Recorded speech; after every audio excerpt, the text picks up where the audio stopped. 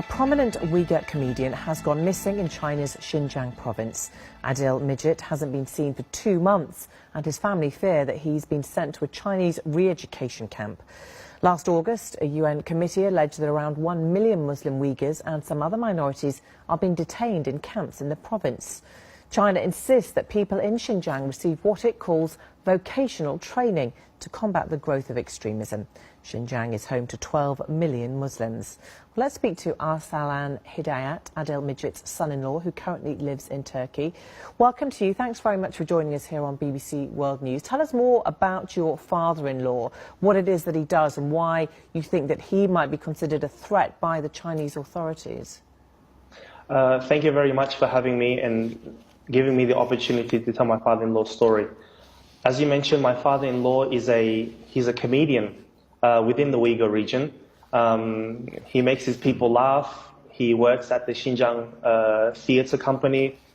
He's been loyally working for the Chinese Communist government for the past 30, 35 years.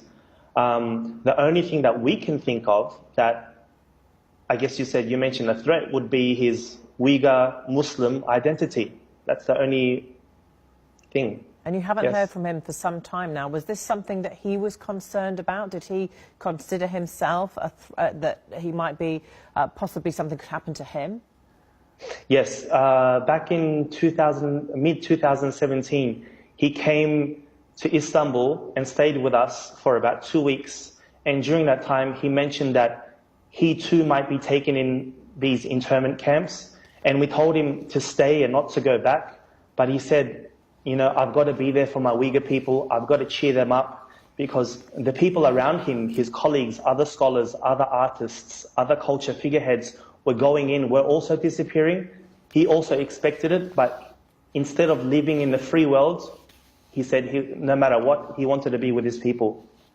China, of course, insists that these camps are vocational training camps and they're there to, what they say is, combat the threat of extremism. Did you hear any more about these camps? Did your father-in-law say anything about what he knew about them, what he was perhaps concerned about? What's really comical here is tomorrow is actually my father-in-law's birthday. He's turning 55 years old. Again, he's one of the top actors in China. Why does he need re-education for? For what? He's good at his job. He's well known to the people, as you've seen. But no, he doesn't know. We've heard of things like torture, indoctrinating people with Chinese propaganda, saying and getting into their minds, saying, "Hail China, hail Xi Jinping."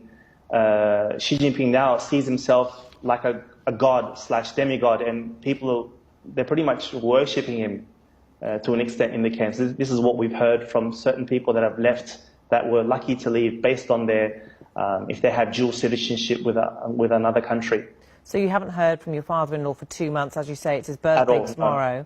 Yes. Have you been able to contact the Chinese authorities at all? Have you been able to reach out to people who are there to see whether they've had any contact with him?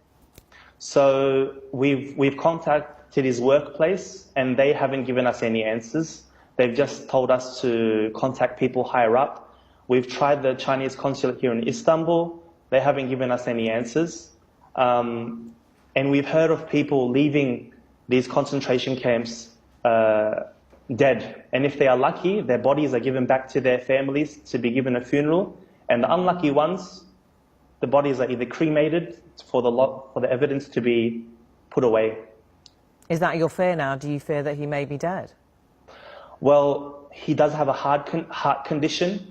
In early mid-October, he actually left hospital. He was in hospital for 70 days. He had a double bypass heart surgery. And upon his release, later we heard that he was suspended from work. He never told us this. We only found out about his suspension about 40 odd days ago.